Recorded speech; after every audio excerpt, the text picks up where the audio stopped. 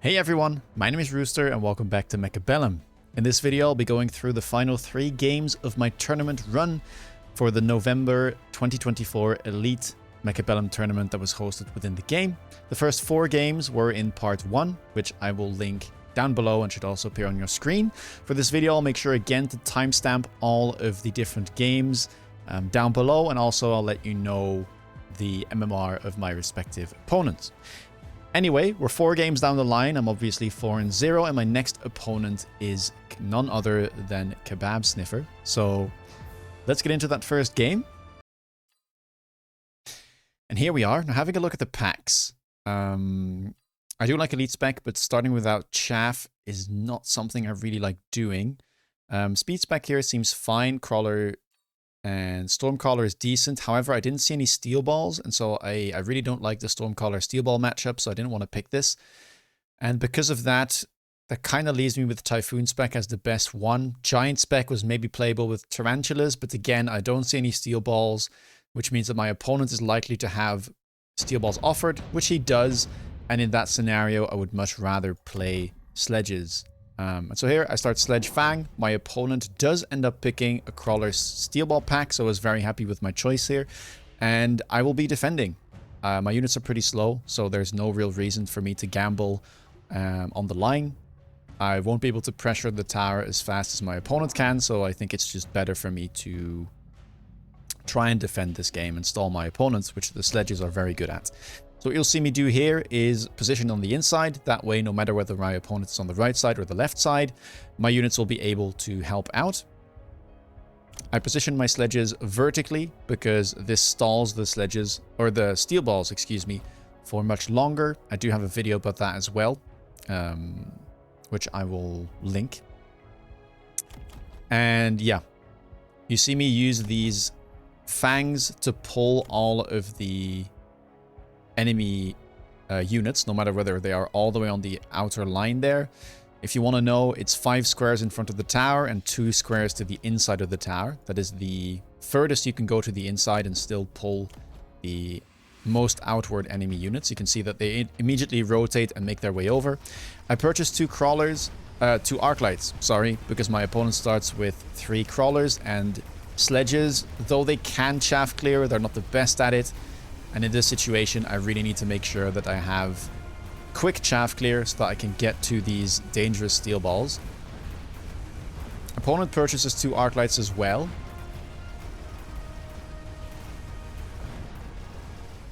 But you can see here, the defense goes pretty well. Sadly, though, we have a couple Crawlers that have made it past my army and into my tower because my units were moving away from them. And it looks like I will be losing a little bit of hit points, or a little bit of hit of my units here. And never mind that, the enemy Arclight cleans up all of my remaining units. So a bit of an unfortunate tower debuff there. The late Crawlers managing to just about get in. And you can see that the Fangs here had a bit of a weird split, which meant that some of them went forward and pulled the Crawlers in. Now on round 2, generally speaking, all I want to do is prevent my opponent from getting a beacon and going around the units in the middle and getting to this tower, because he is playing asymmetrical. So on turn 2 here, my main plan is just going to be to buy more Sledges for the outside, and then perhaps add another Arclight and another Fang. I skipped the cards, there was nothing in there that I really liked. And so what you'll see me do now is purchase another Sledge for the outside of the right tower. And I'll probably pair that up with an Arclight so that I can deal with the Crawlers behind the Steel Balls, and maybe a Fang pack to stall. Now my opponent cleverly probably knows that this is my best play, purchases another pack of Steel Balls and Crawlers, and immediately beacons them into my left tower. Now in this situation I decided to go for oil instead of an additional Arclight. Getting it early means that it'll come off cooldown a bit quicker and I might get multiple uses out of it. And because he is playing asymmetrical on one side, I will be able to slow down all of his Steel Balls with this.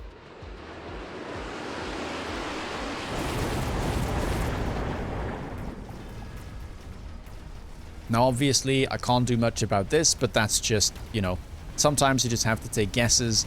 And at the same time, even though he does get debuff here, I probably win the right side quite convincingly. We'll have to see. My opponent, by the way, is a marksman spec, so that's why you see the orange man in the back there this time around. And it is quite a good unit, able to one-shot my arc lights, my sledges. And so another round will be going his way, and by the looks of it, his steel balls are going to be leveling. Not quite, just shy. I'm pretty happy about that. Leveled steel balls, much harder to deal with for me. Round 3, nothing here looks too good. Subsidized steel balls, I mean, I don't want to mirror. Efficient giant manufacturing could be an idea. But I'm not exactly sure what I want to play yet. Something like Scorpion could be fine. I mean, I'm probably just waiting for the free units to give me some type of direction. Deployment module could be decent too. Pretty cheap item, and it would allow me to play for the flanks. And so yeah, you do see me pick that up. I also do have a Typhoon this turn, as I am Typhoon Specialist, so we have a bit of a power spike, and you will see me mirror my position. So I add a sledge to the left side this time. And that way both of my sides are protected against these type of shenanigans. Opponent goes for a second mobile beacon, and even though he does use it on the right side, he's beaconing right through my oil. Also, he decides to level his right tower there. I decide to go for a Wasp pack, knowing that I have a deployment module to move these around. But with the leveled tower, that'll take quite some time before the debuff comes through. So, good thinking by him. I add another Fang pack here as well, and you can just see this very symmetrical setup that is just helping all the diagonals. You'll also see me positioning the sledges in such a way that about half of them can go towards a flank to help out, and the other half will be going forward. Opponent goes for double crawler flank here. I'll likely just add some arc lights on the outer edges here to be able to deal with that. That's not going to be too much of a problem. And we might even be fine this turn. Because he went so wide early on, he doesn't really have as much backup. And so the steel balls here just really aren't managing to get through despite those flanks. Steel balls are getting in on the right side, but the oil did a good job of slowing them down. My wasps are still working away at the tower, but the marksman now turns around. And even though they're not great at dealing with wasp, the amount of time it has, it might be able to get through. And as the wasps keep dying one by one, the DPS on the tower also goes down. And I don't think I'm going to get this, sadly. Left side is still completely fine though, and I do eat a missile here. Not too bad. Oh my dear. Okay, we do just about get the tower. The final shot from the wasp. Perfectly calculated, I'd like to say. And we get the other tower too. These do stack, by the way, so if you get both towers at the same time, the enemy will be debuffed for 18 seconds if both towers are level 1. And now all that's left is trying to get through this marksman. Will we be able to do so? It is locking onto the important targets, getting rid of the Typhoons. Luckily for me, there's a couple Fangs here in front. The sledges will get rid of that marksman, but I think this level 2 arc light will be favored in this engagement. And again, as in round 1, the one arc light survives. But not too bad. I quite like my setup. I think I can work from this easily. And yeah, the longer the game goes, I think the better it'll be for me. Round 4. I decide to pick up the Scorpion here. The Mustangs aren't really that good. My enemy doesn't have things like Wasps or Fangs. Stormcaller is also not great against these crawlers, and Steel Balls, just too many fast units. So I decide to go for the Scorpion. Fantastic against the Steel Balls. And yeah, at level 3, it's a big unit too. Very hard to take out. I decide to level my sledges in this scenario because it'll just help me survive for that much longer. Opponent goes for Mustangs in this scenario. Probably because of my Fangs, which I think is a decent choice, but Mustangs aren't known to be that good against things like Arclights and Sledges, so I quite like my position here. Opponent just doesn't really have a good way of dealing with the Sledges. Does have a leveled Marksman, but this doesn't one-shot the Sledges. Well, it does now, but as long as I remember to get the defense enhancement, it won't. And so it'll just take so many shots to get through all of my army. You can see me positioning these arc lights. I decide to put them straight across the crawlers. That way I'm making sure that no shenanigans happen where, for instance, my opponent adds tanky units to the left or the right of those crawlers and my arc light locks onto those. That's not what I want. I tried to make the cheese happen again by adding a crawler and moving the wasps backwards with the deployment module, but it's not successful. Worth a try, and in the end it doesn't matter too much as I still have all of these sledges moving forward and farming up the Mustangs. Scorpion doing a fantastic job. Top on damage, exactly what I wanted from it. And so now we're striking back and my opponent actually goes below my hit points after round 4. Round 5, we get some of the blue items, most of which are very powerful, usually worth a pickup if you don't want anything else. So nano repair kit and laser sight looking good. Laser sight probably for my opponent to go on the Mustangs. For me, nano repair kit is lovely as I did just pick up that big Scorpion. And yeah, with the nano, it should be very hard to kill. The steel balls are getting countered by it, so he'll need something else to be able to take this down. I decided to buy more arc lights, seeing as my opponent invested quite heavily into the Mustangs. And at this point, with all the crawlers and the Mustangs, I think it's completely valid to give the arc light some range as well. Now, opponent's round 5 immediately invests in double fortress and also takes the nano repair, so wants the item for a tanky frontline unit instead of getting the laser sight for the Mustang, which I think is a fine choice. And stylistically, Fortress should be good into Sledges and Scorpion. But of course, the level advantage here might mean that it'll be hard for him to take this out. Level 3 Scorpion versus level 1 Fortress is not quite the same as level 1 Scorpion versus level 1 Fortress.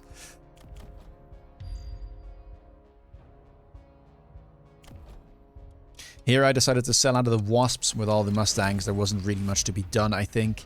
And I used the deployment module to get my crawlers back and just make sure that I at least have one more pack of chaff.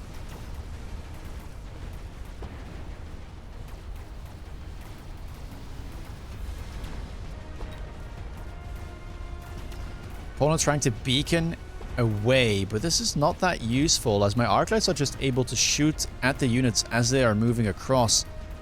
And now you can see them farming up those Stangs, the level 1 arc lights, perhaps even getting EXP to be able to level up instantly. That'd be very lovely. The Scorpion is absolutely eating those fortresses. And with the regen, I mean, just look at this. It's taking 0 damage. Near full health by the end of the round. And as my left side just got in unscathed, that's a lot of damage. 1650 hit points remaining here for my opponent. Round 6, we get free units offered. Here, Melting Point looks the best, as it basically beats all of the other things. It's also good into the fortresses my opponent built. So, before this free unit drop came around, I thought, well, I can just buy more Scorpions at level 2 and give them double shot. I think in this scenario, because I already had the high level Scorpion, I can make it work against Fortress, even though Melter is probably the best counter to that unit. But now that I just got the Melter for free, I just thought, well, you know, I'm not going to look a Gifted Horse in the mouth, and we're just going to go Melter, as it is the most solid composition against this type of stuff. I instantly buy 2 more, range them, and I also decide to level the Scorpion and keep it there. It's basically, you can see this as a Melter, right? It'll do about the same job. It's super tanky. And in the meantime, I can just use those free units to work towards a nice late game board with arc lights, sledges, and melters. Lots of levels available for the arcs here as well, but I don't quite have the money and I decide to prioritize enhanced range. Opponent, realizing he's in a bit of trouble, goes for range on the fortresses first, and also decides to get AP on those Mustang. Oil is back off cooldown. Opponent buys oil as well.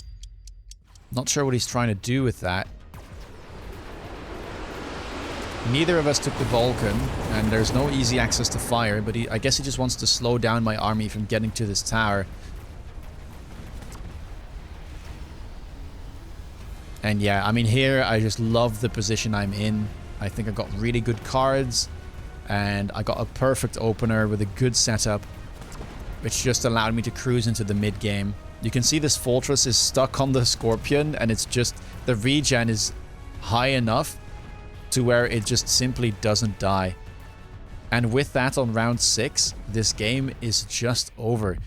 3 Melters alive, a Scorpion alive, all of those sledges and a couple Arc Lights, and yeah, that's a done deal. So, a very clean defense here. Well, this was just textbook, right? I made the right call during the pack selection, seeing that there were no steel balls offered to me, meaning that there probably were some steel ball packs offered to my opponent. I know Kebab Sniffer likes to play aggro every now and then, so that's why I decided to go for the sledges, and it paid off. I get to play this inside stuff, get to buy more sledges. This slows down the steel balls, makes it very hard to play for my opponent. He then goes into Mustang. I decide to counter with Arc Lights. We pick up that Scorpion along the way, as well as the Nano Repair, and then eventually it's just a choice between, do I invest more into Scorpions if I don't get Melter, or if I do get Melter, which happens, we just roll with that. And yeah, that is all she wrote. So, game 5 out of the way, let's get over to game 6 of the tournament. Now, game 6 is against the Launch Clash winner, Epucci.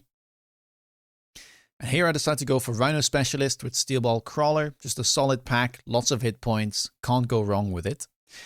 Epucci, not the best packs. Decides to go for the Marksman spec there, which I probably agree with is a nice one. Kind of a middle of the pack starting hit points, enough to work with. Has the Spiders and the Fangs, and also has Marksman Specialist. I don't think this is a necessarily good early matchup. Steel Balls tend to counter Tarantulas, at least in the early game. And so here what you'll see me do is play asymmetrical. I have played some symmetrical compositions into Spiders, and I haven't been too happy with it. If the opponent decides to stack one side as well, you tend to lose out. And so I'd rather keep my units together to make sure that I have the upper hand in whatever engagement might follow. Epucci here will be going for a headbutt and placing his units centrally so that no matter whether I'm the left or the right side, again, he gets to pull all my units. You'll see me pick up 2 Arc Lights because I do need some chaff clear. And yeah, in this scenario, I decided to put my crawlers behind my steel balls. The reason for this is that I don't really care if the Spiders lock onto my steel balls, because they'll take a long time to kill them. They're more of a chaff clear unit than they are a DPS unit. And so yeah, here you can see that it locks on, it'll kill one of the steel balls, but thanks to that, my crawlers managed to get in. And chaff is just very important, right? If you can manage to keep it alive, it'll protect your steel balls, and it'll just make your engagement that much better. It works out really nicely here. I have 2 steel balls that take on the assassin role and go over to the tower. I don't think it was necessary though, as we do manage to lock on, even though the Fangs got the debuff. It won't matter. And all that is left now is to get rid of these Fangs here in the left.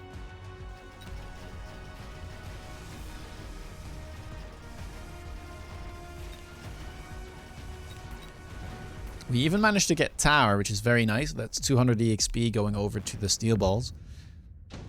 And so round 1, kind of as expected with this matchup, goes my way.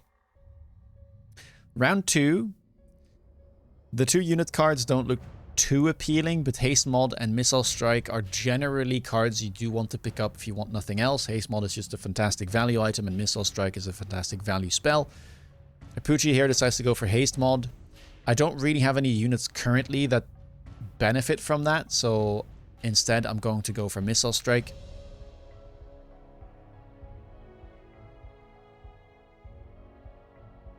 But I could have also taken Haste Mod here. You could try and play for something like Mustangs, in which case Haste Mod is perfectly justifiable.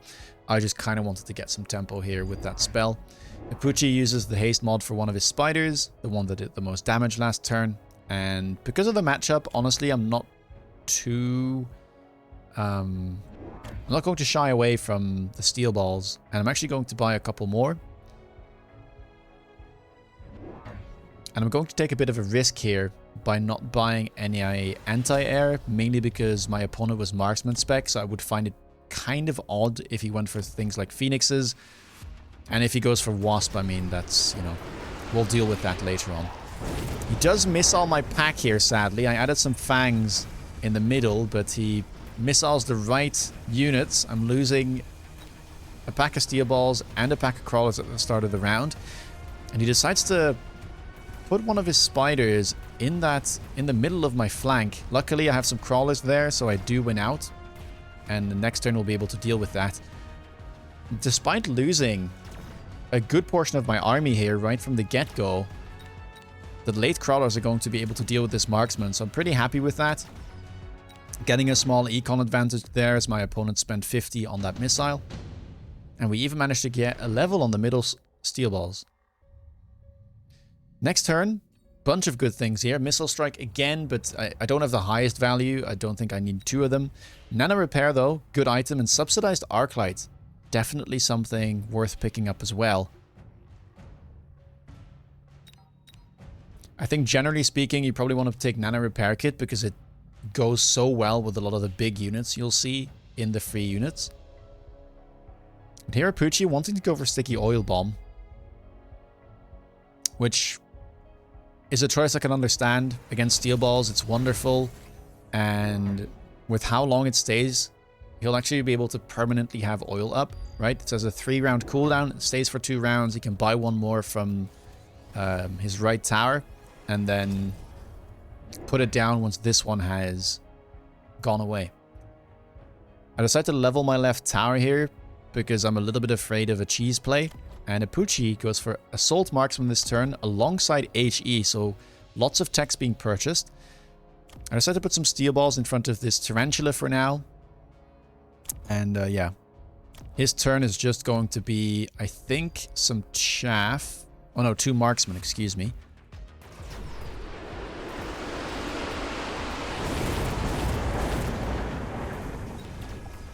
Now with the HE, the Tarantula is able to kill those level 2 crawlers, which means it is getting quite a bit of XP.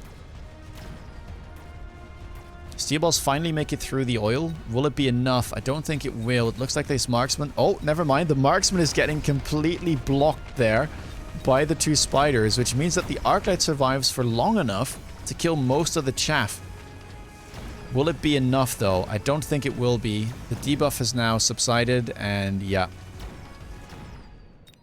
The spiders and the marksman there will just take care of the steel balls. Not a great round for me. But we do get free units, which will maybe allow me to turn things around. Scorpion, Fire Badger, Mustang, and Phoenix are being offered. Now here, I have either the choice, I think, between something like Mustang or Phoenix. Mustang obviously is pretty good against the Fangs, but he only has a couple in the front, and I don't think it's that great against things like the Assault Marksman and the Tarantulas. Whereas Phoenix's is solid DPS with more range. Kind of the thing I'm lacking. On top of that, here I was guessing that my opponent would go for Scorpion to deal with all of these steel balls. It just is a logical choice. And Phoenix's, well, obviously counter that unit as it can't shoot up. I also decided to pick range here on the steel balls because I have so many of them. I think selling out of them is going to be not going to be possible. And it'll allow me to deal with this type of flank a bit easier. You'll see me position these Phoenixes in the middle. I also do have a Rhino because I am a Rhino specialist. And at this point, I'm just making sure that I have a bit more of a front line, adding more chaff. And you'll also see me missile the flank here, expecting the crawlers in front. I don't really want to have to deal with it. I could put an arc light there, but it'll still take quite a bit of time to get rid of that chaff. And I want to get rid of it immediately so that I get the insta-lock and my steel balls can do their thing. I'm also moving around the oil this time around because I was expecting Apucci to put some stuff on the right side, which he does. And I wouldn't have been able to make it through the oil another time. Steel ball's doing a great job so far. Sadly, the late steel balls there meet their maker, and the Scorpion makes quick work of them. I do manage to absorb another missile there, and it's, you know, every little bit of economic advantage counts. And the blue phoenixes are going to be able to get rid of that scorpion as it is stuck in its own oil. Great round. Managed to strike back as we enter round 6. Now round 6, improved firepower control system always draws my attention. Extremely solid item. And yeah, I do pick it up. Intensive training, maybe something I could have thought about as well. But I didn't really know what I would have wanted to level here. I was pretty satisfied with the levels I had. Now, again, it's round 5, and this is something I'm really bad at. I completely skip, like, I just block out of my mind red spells on, like, turn 4 and 5. Generally speaking, I never pay them much attention because I think they're too expensive, even though sometimes they are going to be the correct play. And so Ipuchi, perhaps knowing that, goes for the Overlord drop there in the back of my battlefield. And yeah, that will cause a debuff, sadly. I do try to go for a cheese myself, as I add crawlers and a phoenix on the flank there with a missile to try and stop any chaff that he might put to protect his tower. And yeah, with the beacon, I'm trying to snipe this. It looks like it might go in uncontested.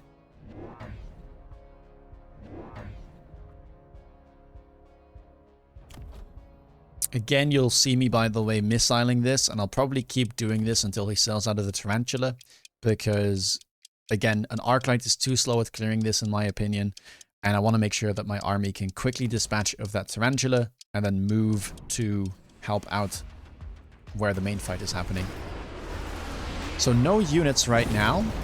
Maybe I'll be able to snipe this, although the boat will also shoot at my tower instantly, and now things are looking bad. The Scorpion has its eyes set on my units. And even though I do manage to get debuff there, it might be a little bit too late. All my chaff clear is gone, so these crawlers are an absolute pest. I do manage to get rid of the Scorpion, luckily, which is 300 damage gone. And the crawlers that were aiming for the left tower are now entering the fray. All things considered, this is not too bad of a round. A lot of experience here is being soaked up by the Overlord as well, which means it's just lost, as this was spawned in. I don't take too much damage for a 250 cost spell. So right now, you know, it's starting to amount to quite a decent economic lead. A couple missiles were used. Obviously, I also have those, so we can probably not count those. But we have a spell there being used, the mobilized battleship. He also did take the oil, so I should be ahead. Round 7, we get free units yet again, and here I decide to go for the Overlord. Main reason is that Overlords are quite strong now, and it's just powerful against the Scorpions and the Tarantulas, as well as these Assault Marksmen, right? Pretty big, medium-sized units, a lot of hit points. Overlords are great at dealing with that. Opponent also goes for the Overlord. And I instantly decide to tech Launcher Overload there. I'm willing to do this because even though it reduces my range, the opponent only has Assault Marksman that's set at 110, so the range loss isn't that big of a deal.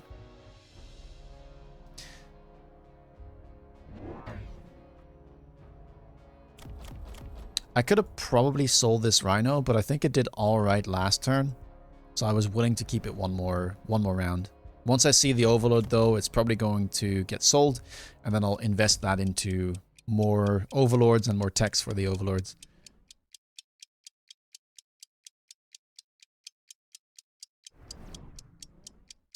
Lots of missiles being used here by both me and my opponent. I think I accidentally stacked missiles because the last one didn't get used, so this is a bit of a waste. Overlord's managing to lock on nicely there, getting rid of those tarantulas. I need some late chaff, though. You can see that there is one pack of crawlers that Ipuchi put all the way in the back, and it arrives after all of my Arclights are dead. And so that's what's kind of creating problems for me. These steel balls are getting stuck. The Overlord is not shooting at the units it should be shooting. And because of that, Ipuchi takes round 6. And when this happened, I immediately said, like, okay, there is a problem here with this late crawler pack, which I don't have. So I'm going to need some late chaff clear, or just make sure that I have some chaff that arrives in the late round. Round 7, efficient giant manufacturing, nuke, intensive training. I decided to go for efficient giant manufacturing here, and Ipuchi goes for nuke. We actually talked about this after the game, and both of us kind of had a different take on things. Here, I didn't think my opponent could kill me with nuke, so I decided to skip it. I also didn't think I could kill him because he's higher on hit points, and so I'd rather take the economic lead because it looked like both of us were going for boats. I wanted to get ahead, get more boats, get more techs, and not use too much of my money for these expensive spells. The reason I don't think he can kill me is because, one, I'll be able to get rid of some of his units in this headbutt, right, before the nuke drops after 15 seconds. And two, I have a pretty wide setup, so he can't nuke my whole board. He can only nuke about, you know, half of it. What you'll see me do here is put some crawlers in the back corner. The reason for this is because the marksman is sitting next to the tower. It'll get pulled by anything in this back corner. Try to draw it away from the tower so that this flank can still get in. Lots of shields being invested here as well. And notice that Ipuchi here is loaning, taking temp range. All I did was add another boat and click range on my boats as well.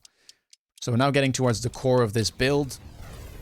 With the range and the overload, the boat should be online. I do decide to missile some of his chaff, which allows me to get some insta-locks onto these tarantulas. And as you see, even though this nuke will come down, I've managed to kill most of his board. There are some crawlers left, but they'll get deleted alongside my own units. Sadly, the flank into the tower wasn't successful, but I do still have this overlord that's remaining on the right side. And I'm able to get rid of another marksman there, so not too bad of a round at all, considering that a nuke was in play for my opponent. And on round 7, taking that small amount of damage, I'll take it. Next turn, we get more red spells. This time around, I do think I am forced to pick one of these. Portable shield is nice, but I can't ignore nuke and electromagnetic blast here yet again. So here I decide to go for electromagnetic blast. And my opponent does the same. There is an argument to be made for nuke as well, but I like the fact that this drops right at the start of the round rather than after 15 seconds. I think in a headbutt that is very valuable. And, well, both of us don't run photon on our boats, so we won't be able to click that to avoid the EMP. Obviously, Ipuchi also goes for the EMP there. And at this point, by the way, my Phoenixes aren't doing too much, but I have so many things to sell out of that I haven't gotten to selling out of this yet. But I probably should. The Phoenixes and the Overlords have similar roles, so it'd be better for me to sell this, get back the money, and then repurpose the item on one of my Overlords. And here I decide to go even wider, knowing that a big spell is going to be incoming yet again. I'm just deciding to add 2 more overlords onto the left. That way I basically have 3 zones that are independent from one another, and only one of them will be able to get hit by the spell. And you can see that this isn't as much the case for Ipuchi, which means that I should probably be favored here. I also use my missile strike to get rid of the late chaff pack, which has been so annoying for me. And here left side, you can still see this tarantula is sitting there killing my crawlers. And again, I just keep missiling this. I think there is no better way for me to deal with it. At least no faster way for me to deal with it. And I'm willing to take the minus 50 on that. I managed to EMP most of the units there. Ipuchi using a bunch of devices yet again. Putting down the shields. Also putting down some AM devices.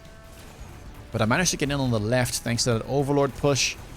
And that allows me to get rid of most of these assault marksmen. And that is a very convincing round. Even managing to get rid of that missile interceptor. And now I think the economic lead and the fact that I went for these boats earlier, teching them, I got HE last turn, so triple tech now, is just paying off dividends. Now round 9, we get more free units. Nothing here looks too appealing, so I'm just going to play for cash, taking the Wraith, selling it, and investing more into my board. I've got the core, right? These boats are basically going to do everything. Selling that will mean that I have enough money to get the 4th tech with Mothership. I also decide to buy a Wasp so that I can give the spawned Wasp energy shield, as my opponent doesn't have a good way of dealing with them. The boats, the marksmen, they're just going to take that much longer killing the air chaff. But here though, mobilized battleship is back off cooldown, and I really just completely missed that. I'm not going to lie, you're going to see me not deal with this at all. I do have some chaff that I add in the back corners, but I was not looking at the spells whatsoever, which is my mistake. I do happen to add more crawlers here in the back, so maybe we're going to be fine. Apuchi goes for anti-air on the marksman, which should allow them to have a little bit of prioritization and bonus damage if they manage to lock onto the overlords. But luckily I did click the wasps, so they should take the brunt of the attack.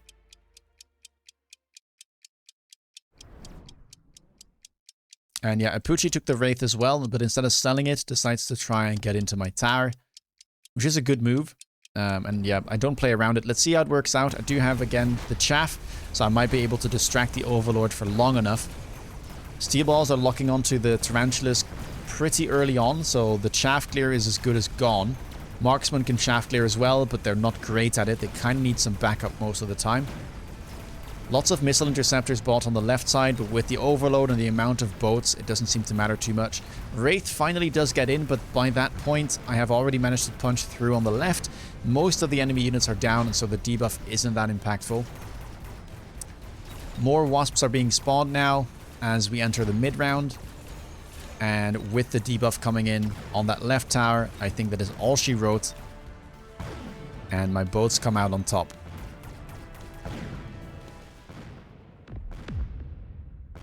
Really scary game. Went back and forth, and as headbutts go, it often can just flip on its head completely, and then it's very difficult to come back, especially when the both of us are kind of playing a mirror, right? It was very different at the start, but then we got some direction from the free units. Both of us decided to go boats, and there our paths kind of diverged, where I was playing fully for the econ side, taking risks by not taking spells, and just trying to get ahead in the mirror, and I think that's what eventually paid off. I gambled correctly that the big spells wouldn't kill me, especially skipping the nuke, I think was important, and that allowed me to get, again, more boats on the field, get those techs, and yeah, you can see the difference by the end.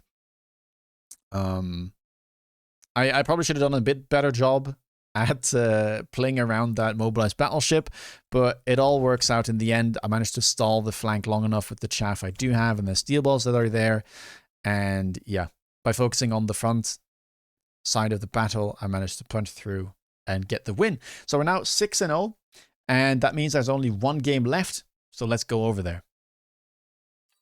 All right, game number 7, the finals of the Advanced Group 1 Elite Tournament, against none other than Skay, who is a very strong German player. Here I decided to pick Sabertooth Specialist with, again, Steelball Crawler, just a solid pack.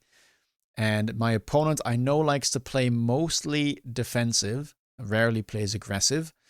So here Marksman spec looks pretty good. Could also try and go for something like Aerial spec if he wants. Does decide to go for it, so a bit more of a spicy opener, usually speaking. Crawler Mustang is considered quite weak, as it does lose hard to things like Sledge Arc openers. And so yeah, you'll see me purchase Arcs here anyway. I needed them no matter what my opponent had, probably to deal with the chaff. And you'll see me play asymmetrically once more. In this scenario, I probably could have done the same thing where I put the crawlers behind. Maybe I will do that. I don't quite remember this game. There is no real reason for me to not do this. I don't mind the Arclights or Mustangs shooting the steel balls. In fact, I'd rather have that than them shooting the crawlers. And so yes, once more here, you'll see me sticking to my principles, thankfully. and putting the crawlers behind the steel balls because I don't mind the enemy units locking onto the steel balls. He will be lacking some DPS early on, and so I can take advantage of that and utilize the tankiness of the steel balls. Now sadly, I don't quite pull all of the units towards my side, so I will be getting debuffed here, but maybe I'll manage to get rid of most of the units before that happens, and it looks like that will be the case. Arclights doing a fantastic job there, loving life, shooting at crawlers and mustangs. And even though I do get debuffed, it's no big deal. We now get to his tower as well as he gets debuffed, and it's a matter of time before we win the first round. About as expected, again, Mustang Crawler is not known to be a very strong pack. I think the only decent early matchup it has is like Stormcaller Fang. But other than that, it's not easy to win the first couple rounds. And now round 2, we get 3 units, and on top of that, I get my Sabertooth as well. So a big turn for me, lots of deployments available. Sledgehammer, Tarantula, Marksman, and Stormcaller are being offered. I decided to go for the Marksman in this case, just making sure that I do have some anti-air on the board. There is something to be said here as well for Tarantula, I think. Tarantula would have been okay.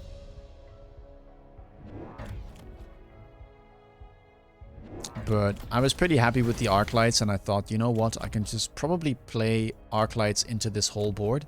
And what you'll see me do is place the Saber in the corner, something I do quite often, and then pair it up with an Arclight here in the shadow flank, which will pull all of these units towards the side and should allow me to have a pretty decent matchup. Now, Skay in this scenario decides to go for Hackers, selling the sledges, and yeah, going for this unit straight away. Now, Hacker is known to be a really good counter to things like Steel Balls, and it's pretty decent against Arclights as well, so I can see the direction.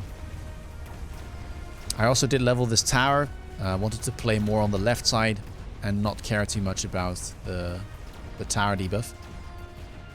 And it pays off. Right now I just have too much chaff, too many things going in for the Hackers to really do their job.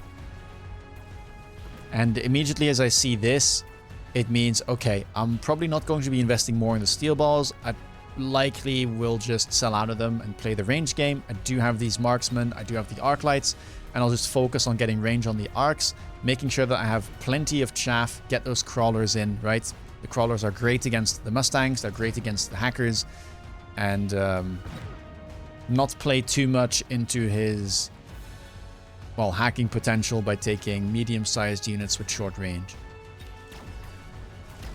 Down the line, I might want to play something like Mustang Fortress. It's a pretty classic composition on aggro, and it does very well against Hackers too. For those of you that don't know, Hackers deal 1/3 of their damage to shields. They just deal 1/3 of their hacking damage when they deal damage anyway. So if something has a anti-interference module, for instance, the Hacker will be dealing actual damage to it because it can't hack, but it'll be 1/3 of its attack value. And so that's why shields are very strong against them as well. Now, deployment module here is picked up by me. This allows me to move around my Arclight on the flank and be a bit of a pest. The nice thing here is that the Arclight won't have to respawn because it was already on this flank to begin with. I add some crawlers here in the top flank, and that way I managed to avoid the Hacker and just shoot at these Mustangs and crawlers right away. I also decide to sell out of the steel balls. As I said, I don't really like that matchup, so no need for me to play into it. I didn't invest in the steel balls. I can just sell out and play a different composition. So I use the money to level up my Arclights, give them range, because in this scenario they should do pretty well against most of my opponent's stuff.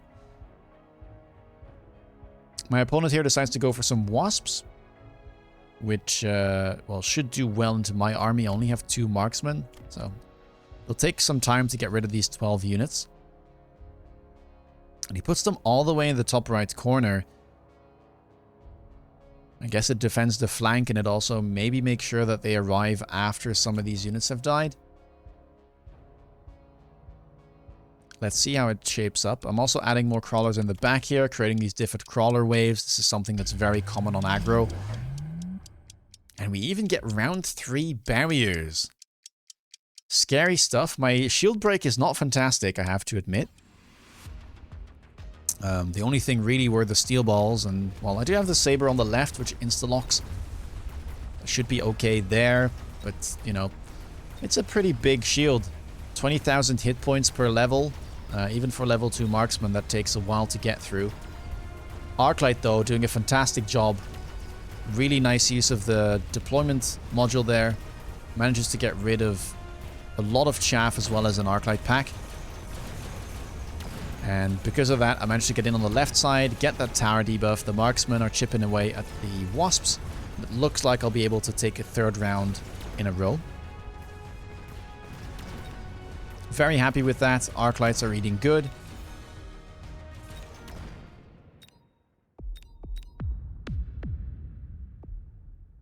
And so now we enter round 4 with my opponent being below 3k hit points. Round 4. Now we get additional deployment slot, which is usually worth a pickup if you get it this early.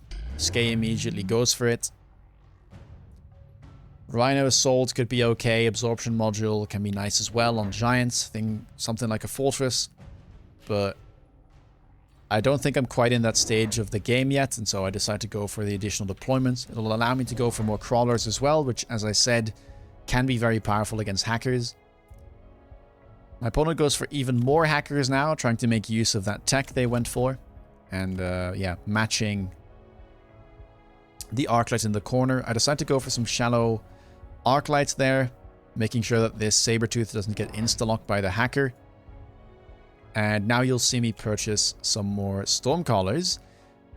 Reason for this is, again, my shield break is rather low, and one of the good units against that would be Stormcaller, so that's what I decided to pick here. Giants are still a bit too expensive for me, and this should do well. I also sell out of the other steel balls, even though they did well. I think my opponent will resolve the issues on the left, and so I'm just preemptively going to sell those. I am being a bit greedy here, not really respecting the wasps too much, but because they were so far back, I didn't think he would invest more into it this turn. And if he was, then, you know, I'm healthy enough to be able to make a transition into Mustang if need be. But right now, I just want to get the shield break on the field because of all of these hackers that were added. It looks like it's a little bit too difficult for me, though. Arclight does end up getting hacked, and it kills one of my marksmen. Sabertooth on the left also getting hacked. Luckily, I still have one Arclight that's alive. And so the final hacker goes down too. I think this marksman will be able to kill the final 4 wasps without dying. And it's a very close round, but we do manage to win it. And I'm pretty happy with this because I'm still in the process of kind of transitioning out of my starter pack and into a more late game oriented build. Now round 5, nothing too interesting. I could take barrier, but I'm kind of leaning towards a fortress build here because of the hackers. So Amp Core looks like perhaps the best solution. And yeah, I do end up picking that up. Fortified Mustang is a decent card, but there's no real reason for me to go for that. And so we go Amp Core. I have a bunch of levels available on my Arclights. I decide to move my Arclight from the flank back to the main army because, well, this flank has been dealt with.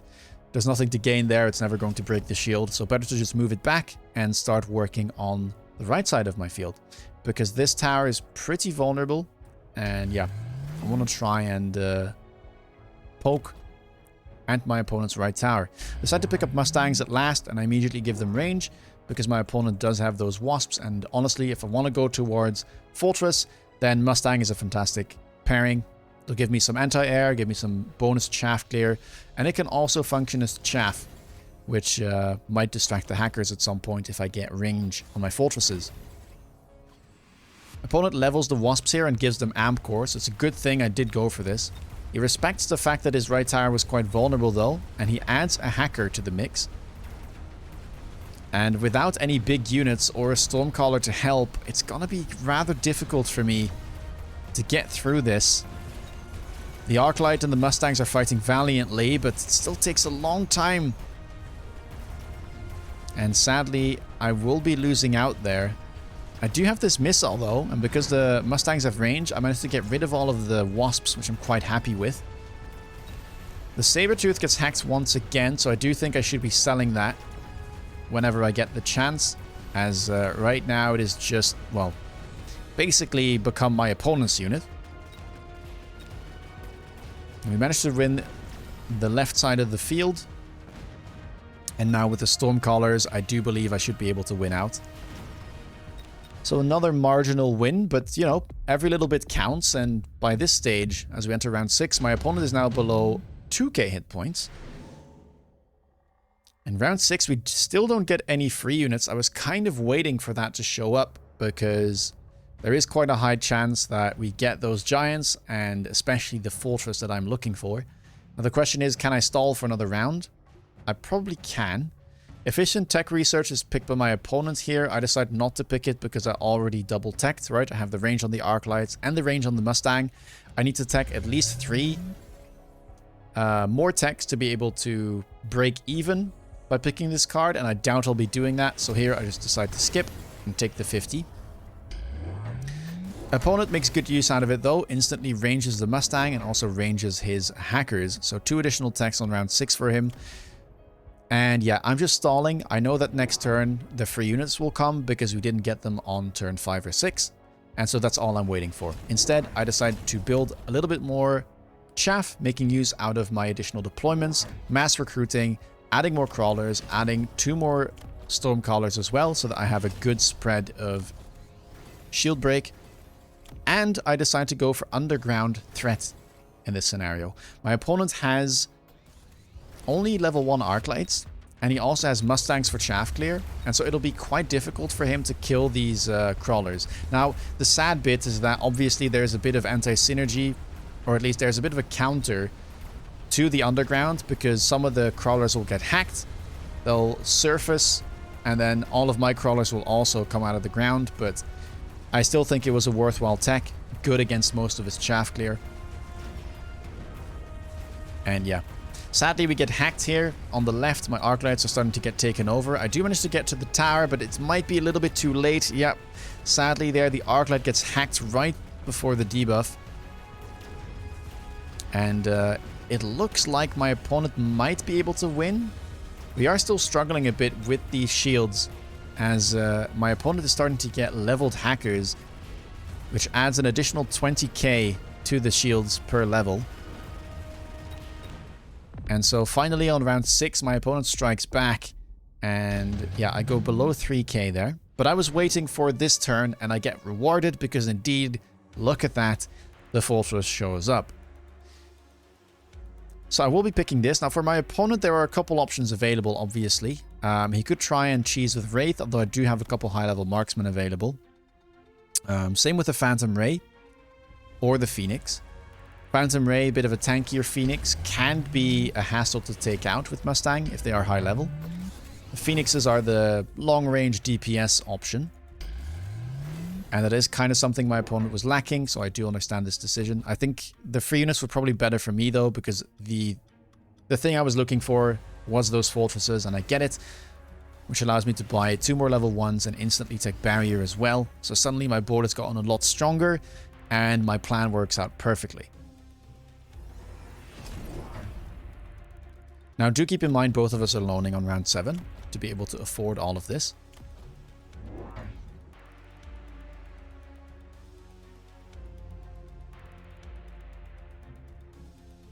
I am stacking the right side, by the way, because it's my opponent's weaker side, and I know I can probably punch through. Left side is a bit trickier because of all of these level 2 hackers, so I'm just putting the big fortress in the corner there to stall. Opponent, by the way, goes for Missile Interceptor, which got buffed quite recently. And it's a pretty good tech, you know. You can see there it stops most of the missiles from my Stormcallers. In fact, it looks like it stops all of them. Luckily for me, I do have the fortresses now as well, which are good shield break in and of themselves. They've got high damage per shot. Left side looks a bit dire, but that was to be expected. Luckily, I do manage to get the tower debuff in time, and this time the arc light doesn't quite get hacked. It might by the time the debuff ends, though. It does. But thankfully, we've managed to come over from the right side. The hacker goes down. These fortresses are relatively hard to take over. But he does manage to do so. So suddenly there's a half health level 2 fortress on my opponent's side of the board. Will we be able to deal with it is the question. The thing about hacked units is that even though they become your opponents, they still do get experience. So if one of your hacked units kills all of your board, it might be able to level up next turn. So it's a bit of a, you know, it's a benefit during the round, but afterwards it might also allow you to level up the unit a bit faster, depending on how impactful the hacked unit was. Sadly here, though, I'm getting hacked yet again. My Stormcallers are doing their best, and luckily they do manage to get rid of that fortress. Get rid of another fortress, and I think we might have enough units left to maybe get rid of the hacker. That'll be a yes, but 3 of my Stormcallers here, I think, got hacked. Oh, 2, never mind. And so it's a bit of an awkward situation, as all of these Stormcallers are dead zoned and they can't see one another. And it ends up being a tie. Almost no damage taken on round 7. Round 8. Orbital shows up. This is a fantastic spell and probably something I would want to pick up. That being said, Enhancement Module is great for me too. I do have a fortress here that is ready to level up. So I could consider taking that, and I do.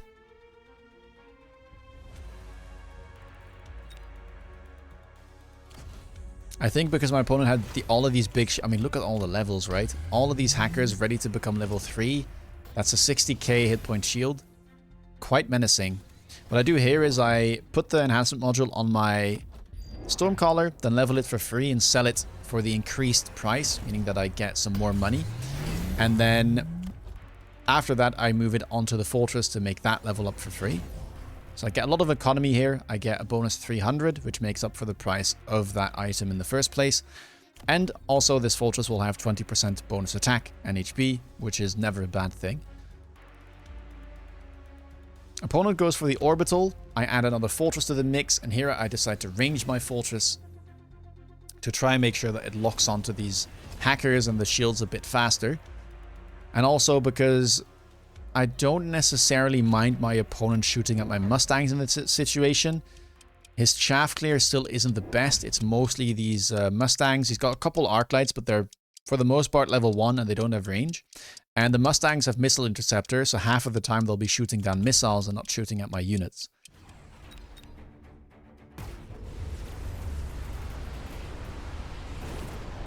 Again, both of us are loaning, by the way. This time around I am taking temp speed and temp range just to try and get into this tower, which is still a weakness for my opponent. I think my board is pretty balanced now. Both sides are rather strong. Of course, my opponent is a bit more lopsided. All of these level 3 hackers are quite menacing, but I managed to get the tower yet again, and it's still level 1, so 9 seconds of debuff for my opponent. Hackers are locked onto the level 2 fortress, and I do think it will get hacked. There it goes. But we managed to get in. All of the units on the right side managed to come over. My level 1 fortress manages to get rid of the hacked fortress. And with that, we still have 2 barriers left alive. Managed to walk in. And that is how you win a tournament. So... interesting last game. Hacker, not something you see very often. Important thing here was to realize, okay, my opponent really wants to go hacker very early. Let's get out of the units that are bad against hacker. So let's get rid of those steel balls, and let's try and play a more long range game with the range on the arc light. Play more small units, so get those crawlers, get those Mustang, and then play around the barriers against the hackers by going for fortress. Of course, I got a bit lucky with a good for unit drop, but either way, I would have been able to sell whatever unit was being offered and then go into fortresses regardless. Maybe things would have been a bit different if Melter was offered as well. But yeah, stalling here was the key thing for me. Making sure that I kind of annoy my opponent at the start, then transitioning into, yeah, these crawlers with underground I think did work. The Mustangs did very well as well. The Stormcallers were a nice addition, just completing the whole comp and stalling in the mid-rounds, and we managed to close it out by well, forcing onto my opponent's weak side, getting the debuffs, and playing around that. So yeah, with that, I win the tournament and I get a wonderful badge, which you can see here in the top left, for winning the Mechabellum Elite November European Region Advanced Group 1. I hope that you liked this series. If you did, please leave a comment down below. Leave a thumbs up. And if you want to see me play live, please do check me out on Twitch. And with that being said, take care, guys, and see you in the next video. Bye-bye.